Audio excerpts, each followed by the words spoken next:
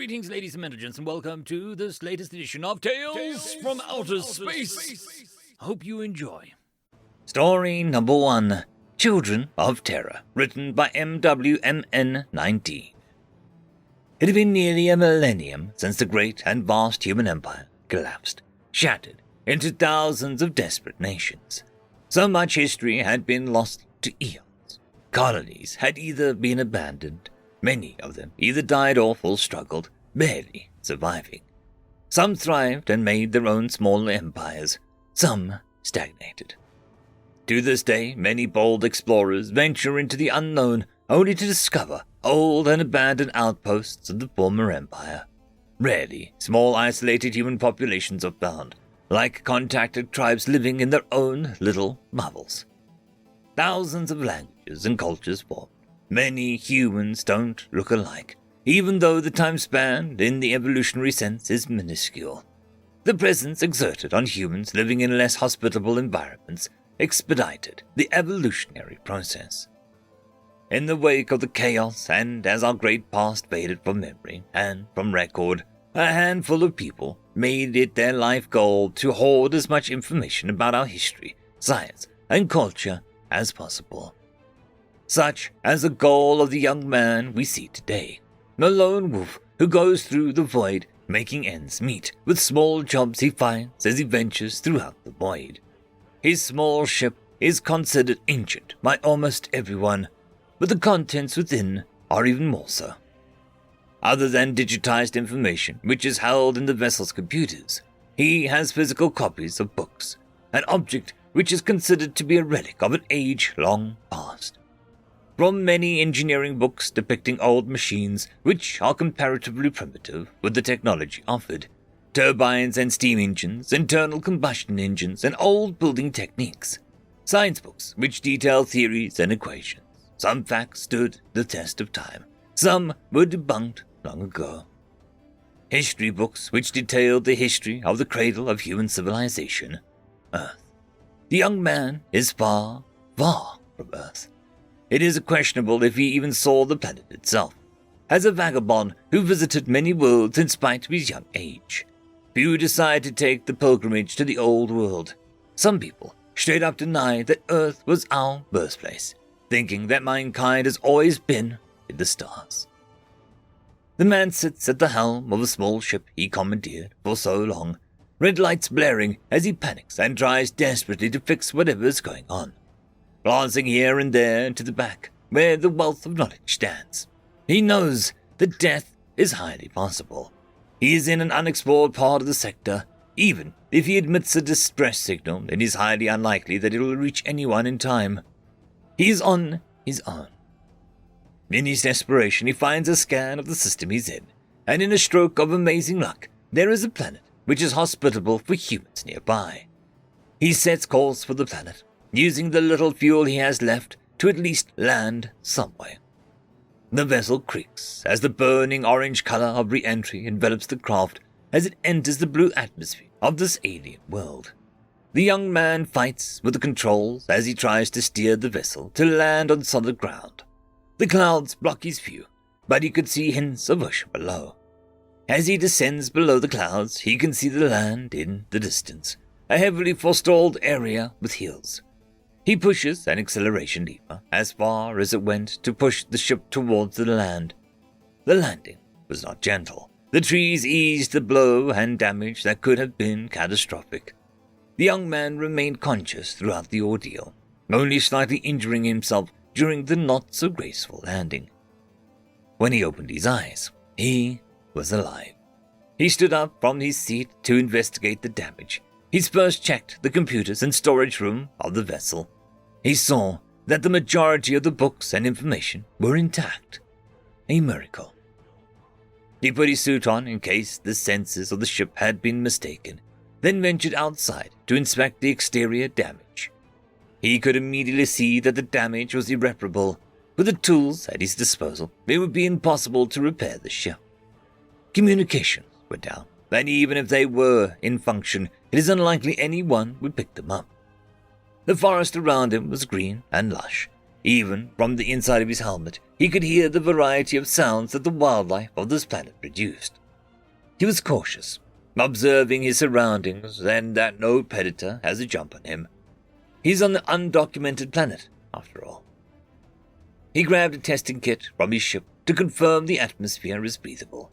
Even though there is thick vegetation, it could all be poisonous for all he knew. As he clicked the small button on the device which tested the air around him, he could hear a shuffling from beyond the tree line. His gaze quickly came towards the general direction from which the sounds came from. He inspected that area in detail. He couldn't see anything, but as soon as he thought it was just his imagination, the bushes started to move, and from them emerged a large animal. The animal was familiar to the young man.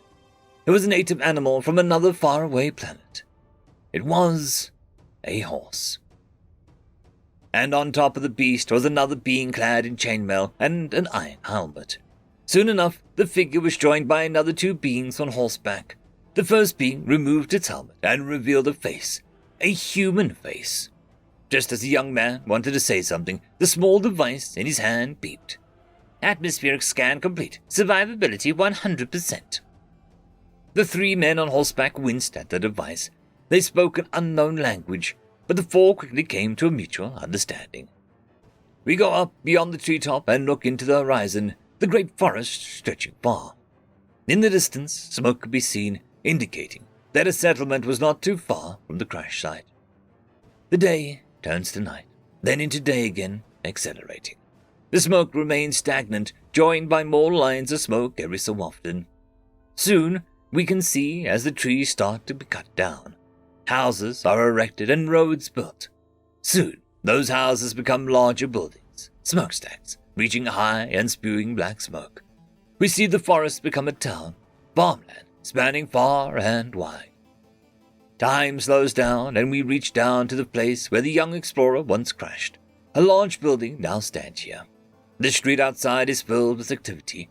We see horse-drawn carts and wagons and even a few primitive cars rolling down the street. We enter the building, seeing the spacious interior with hallways in front of us, to the left and to the right. We go forward. We see countless works of art and artifacts dotting the hall. We look to the left and see thick glass panel. A plaque detailing the object held within is written in a familiar alphabet, the Latin alphabet. But it is in a wholly new language, containing some letters completely foreign to the original script. But the nature of this object is self-evident once we set our eyes on it. A book, old and worn out, fading letters telling us its name, the Holy Bible. We continued down the hall to see multiple examples of similar glass panels holding ancient artifacts, some of them foreign and some familiar, but the hallway has its end. At the end of the wall we come to a large circular room with a rounded roof. Painted in black with small white dots, it has the same look as a clear night sky. In the center of the room, it is a statue of a man in a spacesuit pointing towards the ceiling. In the center of the ceiling is a map of the continents of the mother planet. North and South America, Europe, Africa, Asia, Australia, Antarctica. There is a small plaque that only has one sentence written on it in two languages. One in the old tongue called English, and one in the native tongue of those of this world. You stand on the shoulders of giants. Do not forget them, children of Terra. End of story. Story number 2, Ion Cannon, written by Pepulone. When we went into war with the humans, we quickly learnt of their powers in battle, resulting in a war that lasted barely one of our lunar cycles. In case you're wondering, our lunar cycle is roughly 2/3 of the humans. Sure, the scariest weapons in both combatants were the planet-destroying weapons. Oh, wipe off that incredulity you're showing with your feathers. Every single species in the galaxy has a planet-destroying weapon, but using one is a certain signing of one's own extermination, so they're used only as a weapon of last resort. For me, besides those ultimate weapons, there are two human weapons that for me are simply the scariest. Two kinds of ion cannons.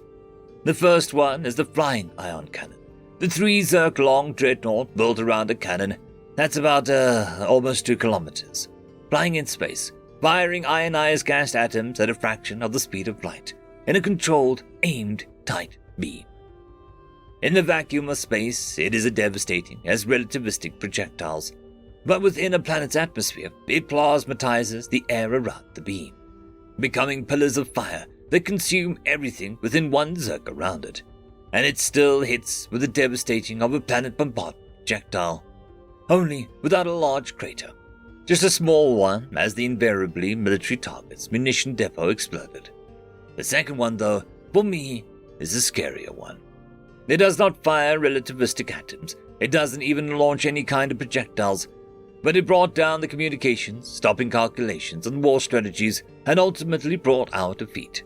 It is a weapon designed to bring civilizations to its knees. When TCV Grace Hopper jumped in, we didn't pay it any particular attention. It looked just like other Terran cruisers, except with more escorts, probably carrying a high-ranking officer to oversee the combat. No, we didn't pay the ship any particular attention until it started patching into our interplanetary network. Within hours, we surrendered. Had the humans deployed the hacking tool, low-orbit ion cannon from the beginning, this would have been embarrassingly the shortest interspecies war ever. I wonder, could it be that the humans purposely prolonged the war just to show off their weaponry, since after the war the humans' weapons became highly sought after? End of story. I would quickly like to thank the T5 channel members and Patreons: Caspar Arnholtz, Cam Maxwell, Barky, Lord Azrakal, It's Difficult to Pronounce, Dragzoon WRE, Holly's Sister, Arcadian. Thank you very much.